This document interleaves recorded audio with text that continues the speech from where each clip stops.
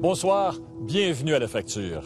Votre téléphone, votre carte de crédit, l'emprunt pour l'auto, celui pour le condo, à peu près tous les aspects de nos vies sont gouvernés par des contrats. Nous en avons probablement des dizaines chacun. Et bien sûr, on ne s'en soucie absolument pas jusqu'au jour où un problème survient. Et c'est à ce moment-là que quelqu'un nous dit « Mais vous n'avez pas lu votre contrat ».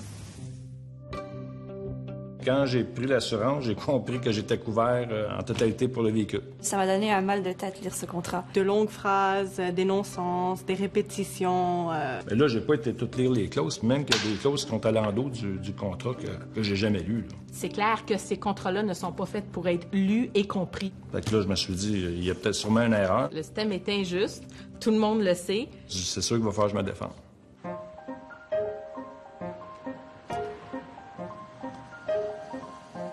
Très grosse journée en perspective. Aujourd'hui, j'achète un cellulaire, je négocie un emprunt pour une voiture et j'ouvre un compte iTunes. Et pour chacune de ces démarches, je dois signer un contrat.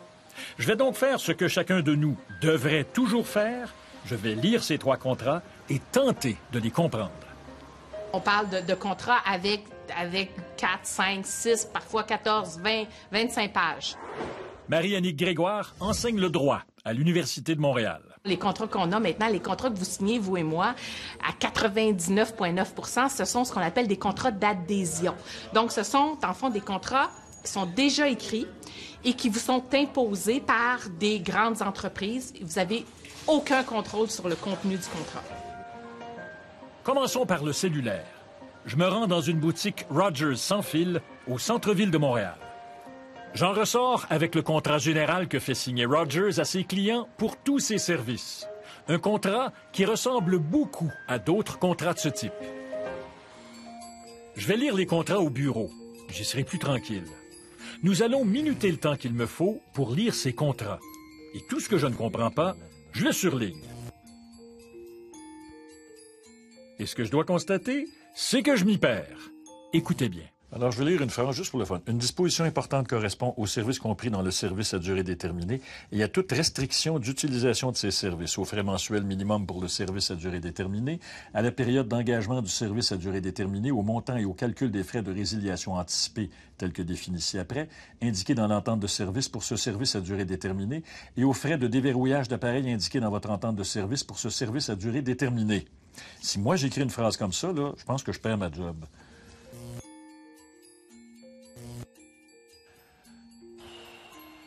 Plus de 50 minutes. C'est le temps qu'il m'a fallu pour lire ce contrat.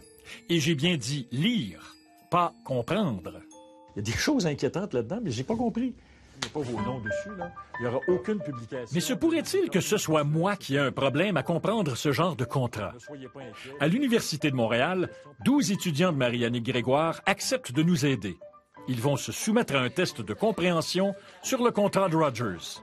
Ils auront 1 heure pour le lire et 1 autre heure pour faire le test avec le contrat en main. C'est beau, tout le monde, hein? Élaboré par Options Consommateurs et Marie-Annick Grégoire, ce test pose 10 questions simples comme celle-ci.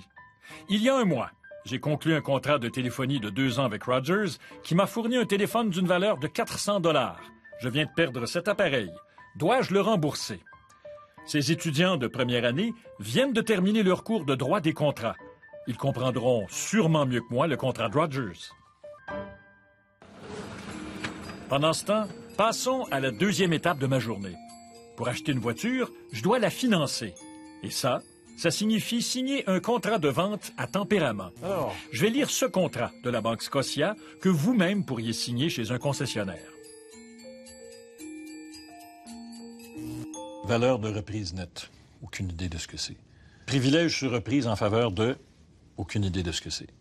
Droit de publication de la sûreté, aucune idée de ce que c'est. Ça vaut 1000 $. Par les présentes, vous déclarez que l'on vous a laissé suffisamment de temps pour prendre connaissance de toutes les conditions avant de signer. On me demande pas si j'ai compris, là. Finalement, j'ai mis un peu plus de 35 minutes à lire ce contrat sans comprendre ce à quoi je m'engageais.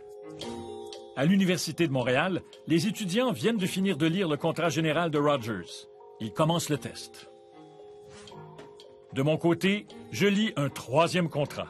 Comme j'ai décidé d'ouvrir un compte iTunes, je lis les 32 pages du contrat.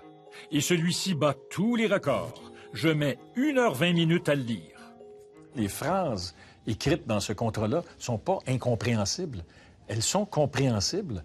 C'est juste qu'il y en a tellement que tu ne sais plus où tu es rendu. Tu ne sais plus ce à quoi tu t'engages. À l'Université de Montréal, les étudiants ont terminé. Marie-Annick Grégoire corrige leurs tests. Nous réunissons les étudiants pour l'annonce de la note finale du groupe. La moyenne, elle est de 57,5. Une moyenne de 57,5 %. Ces 12 étudiants futés, avec une année de droit dans le corps et dans des conditions idéales, n'ont pas pu faire mieux. Et eux aussi estiment que ça n'a aucun sens. Ça m'a donné un mal de tête lire ce contrat. Vraiment, j'étais en train de lire et je me disais, je sais même pas où, je comprends même pas la phrase, je comprends pas où ça commence, où ça finit. C'est absolument incompréhensible, même pour quelqu'un qui a fait 1 an en droit, donc j'imagine pas pour le consommateur régulier. À mon avis, c'est quasiment inutile de lire ce contrat-là, aussi bien de juste signer, puis parce que on sait déjà c'est quoi le résultat, c'est tous les avantages restent à la compagnie, puis très peu demeurent aux consommateurs. Le résultat a été de 57,5 %. Est-ce que vous êtes surprise? Non. Non, je suis pas surprise parce qu'eux avaient 1 heure pour se l'approprier, le contrat. Écoutez, le même contrat, j'ai essayé moi-même de le lire. Ça m'a pris plusieurs heures pour pouvoir me l'approprier assez pour pouvoir dire que j'avais compris quelque chose. Et Marie-Annick Grégoire, elle, détient un doctorat en droit. Les contrats, maintenant, ils ne sont plus faits pour être lus, ils ne sont plus faits pour être compris par le consommateur parce que, de toute façon, le consommateur, il peut rien y changer au contrat. Les grandes compagnies ont décidé de s'approprier le contenu contractuel à leur avantage. Donc, toute la notion d'équilibre des intérêts n'existe plus. J'ai passé en tout et pour tout 2h30 à lire ces 3 contrats. J'ai fait ce que tout bon citoyen doit faire, mais ça ne m'a avancé à strictement rien. Ici, je refuse de signer ces contrats que je ne comprends pas. Si on ne signe pas, on n'a pas accès aux produits. Alors, je ne peux pas avoir une maison, je ne peux pas avoir une voiture, je ne peux pas avoir un sans-fil, je ne peux pas me promener sur Internet. Je peux rien faire, sauf habiter dans le bois, dans une cabane abandonnée, où là, j'aurais pas besoin de signer de contrat. Rogers a refusé de nous accorder une entrevue à la caméra. Par écrit, la compagnie reconnaît que la lecture d'un contrat peut être complexe. Rogers nous dit qu'elle révise en ce moment son contrat de modalité de service pour le simplifier. Rogers estime enfin qu'il est très important que ces contrats soient tous lus et compris par ses clients